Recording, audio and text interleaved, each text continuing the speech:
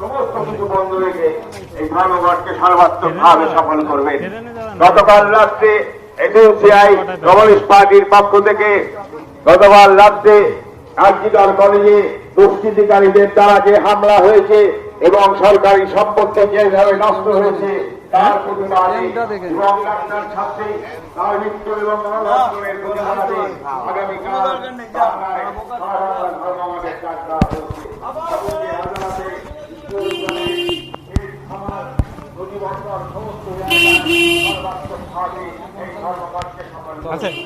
আসানসোল না এটা